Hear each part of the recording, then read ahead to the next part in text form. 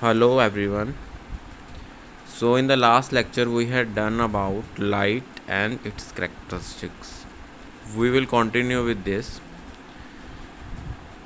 When light falls on a surface, following may happen. 3 phenomena हो सकते हैं जब लाइट सरफेस के ऊपर फॉल होती है। पहला इज़ रिफ्लेक्शन ऑफ लाइट का रिफ्लेक्ट होना, then refraction of light and third is absorption.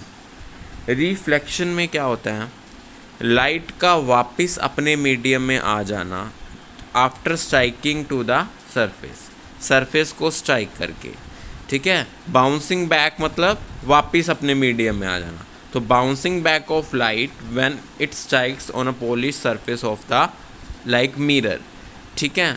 इसको डायग्राम से समझते हैं हम। देखो इस डायग्राम में क्या है, जो लाइट रे आती है उसको हम बोलते हैं इंसिडेंट रे।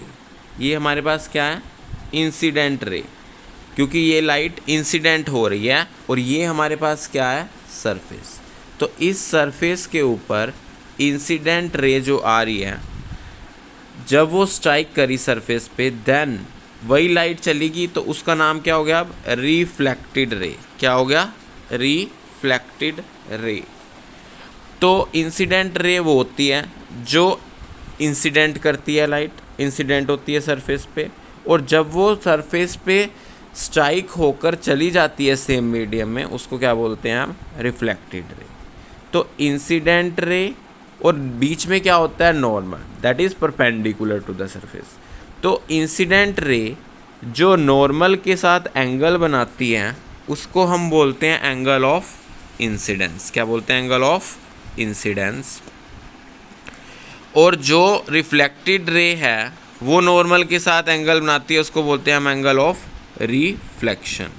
क्या बोलते हैं, एंगल ऑफ रिफ्लेक्शन। यहाँ पे आपको दिख भी रहा है, ठीक है। सो लॉज क्या है रिफ्लेक्शन के, angle of incidence is equal to angle of reflection. Incident angle जो है, पहली बात, वो रिफ्लेक्टेड एंगल ऑफ रिफ्लेक्शन के इक्वल होना चाहिए।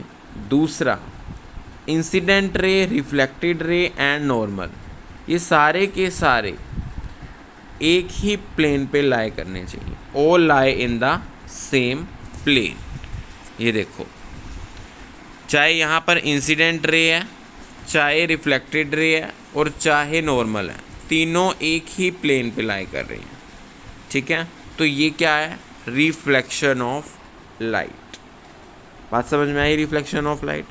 रिफ्लेक्शन ऑफ लाइट में क्या होता है, क्या ये एक वो फेनोमिना है जिसमें बाउंस बैक होती है लाइट सेम मीडियम में, ठीक है।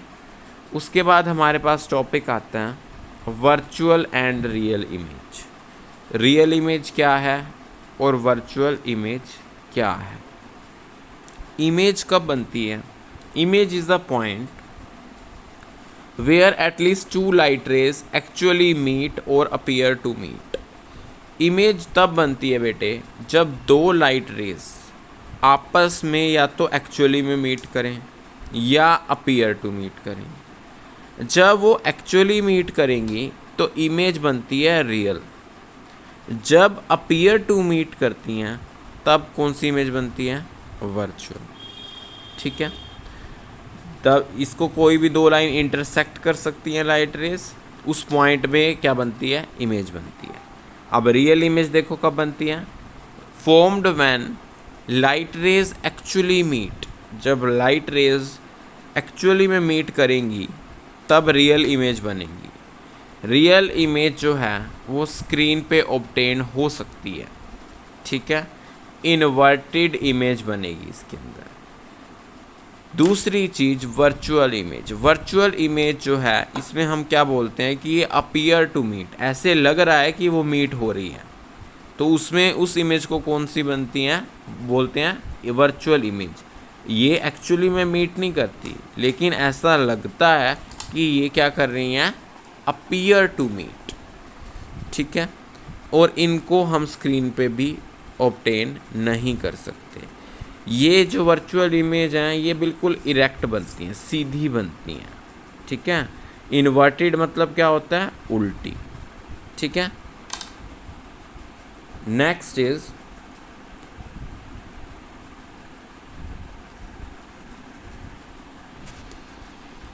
Image formed by the plane mirror. Plane mirror से इमेज कैसे बनती है। ये ए बी क्या रख रखा है, मैंने ऑब्जेक्ट रख रखा है, क्या रख रखा है, ऑब्जेक्ट। और एम एम डैश क्या है बेटे, प्लेन मिरर, क्या है, plane mirror.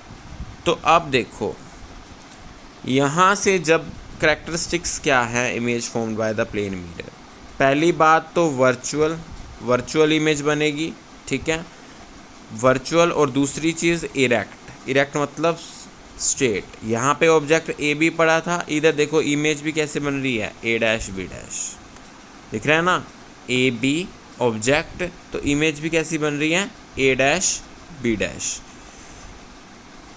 Then size of the image is equal to size of the object. जितना ऑब्जेक्ट का साइज है, ए बी का डिस्टेंस देखो, उतने ही सेम साइज की इमेज बन रही है A dash B dash, okay. Third thing is कि image is formed behind the mirror as the object in the front of the mirror.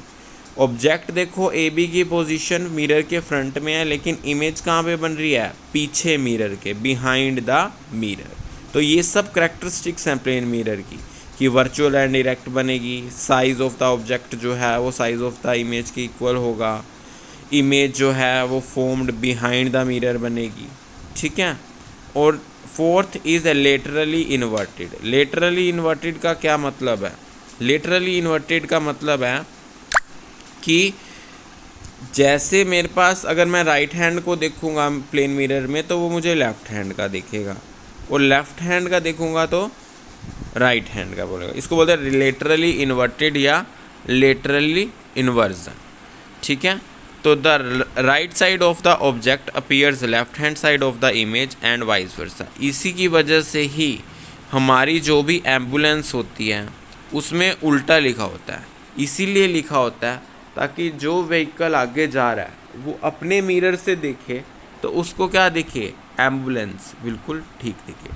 ये देखो एप्लीकेशन ऑफ लेटरल इन्वर्जन में दिया भी हुआ है कि the word ambulance is written in reverse direction so that it can be read correctly in rear view mirror of the vehicles going in front of it.